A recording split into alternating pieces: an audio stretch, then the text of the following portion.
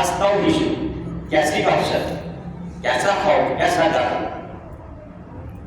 مجھے وحشت تنہائی میں کیسے محسوس ہو؟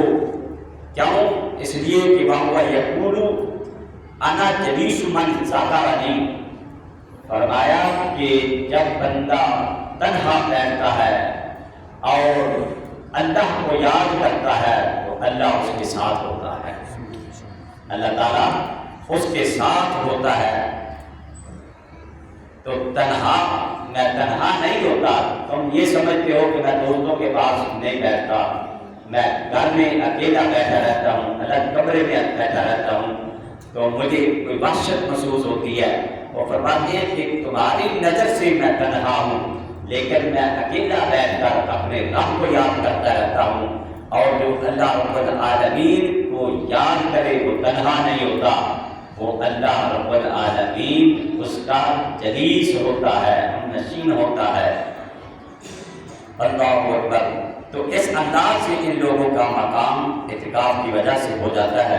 اعتکاف کی حالت میں اللہ تعالیٰ کی ذات کی طرف اتنا متوجہ ہوتے ہیں، پہلے کی عادتیں ہی بدل جاتی ہیں۔ پہلے جن ذریعوں سے انس ملتا تھا، اب اس کا انداز بدل گیا، اب تنہائی میں بھی اس کو اللہ تعالیٰ کی یاد سے لذت اور چاشنی نصیب ہوتی ہے۔ تو وہ شخص کہنے لگا کہ مجھے تنہائی میں وحشت کس طرح ہو سکتی ہے، حالانکہ اللہ تعالیٰ فرماتا ہے انا جلیس من ذکرنی، جو میرا ذکر کرے میں اس کے ساتھ ہوتا ہوں۔ اور دوسرے مقام پر فرمایا انا عند ظن عبدی بی، صحیح بخاری کی حدیث ہے کتاب التوحید میں، لائے امام بخاری اس کو، فرمایا کہ میں اپنے بارے میں بندے کے گمان کے مطابق ہوتا ہوں، بندہ جیسا میرے بارے میں گمان کرتا ہے ویسے میں اس کے گمان کے مطابق ہوتا ہوں۔ تو میرا بندہ مجھے اپنے جتنا قریب سمجھے میں اتنا ہی اس کے قریب ہوتا ہوں۔ تو جس وقت ایک انسان کا تصور پختہ ہو جاتا ہے اور دل میں اللہ تعالیٰ کا ذکر رت بس جاتا ہے، اس کے بعد دل میں انقلاب برپا ہو جاتا ہے۔ یہ انقلاب برپا کرنا بھی اعتکاف کا حقیقی مقصد ہے۔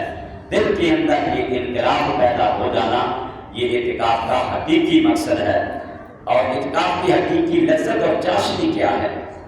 اعتکاف میں بندے کو اس نیت سے زیادہ لطف میسر آتا ہے کہ جب وہ یہ نیت کرتا ہے کہ میرے محبوب علیہ السلام فرضیت رمضان سے لے کر ظاہری حیات کے انقطاع ہونے تک ہر سال رمضان میں اعتکاف کا عمل دہراتے رہتے تھے۔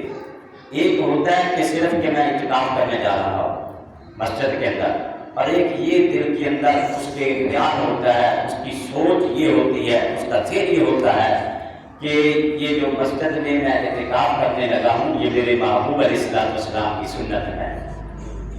ماہ رمضان المبارک کے آخری عشرے کا اعتکاف جو میں کرنے جا رہا ہوں یہ میرے آقا علیہ السلام کی سنت مبارکہ ہے۔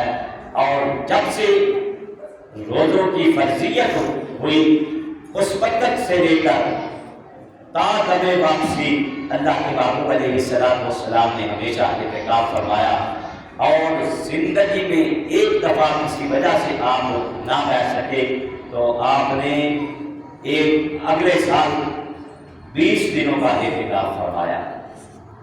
تو نبی پاک علیہ السلام نے اعتکاف کی اہمیت کو واضح فرمایا۔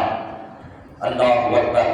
تو ایک آخری عشرے کا اعتکاف سنت حبیب کبریا صلی اللہ علیہ وآلہ وسلم ہے۔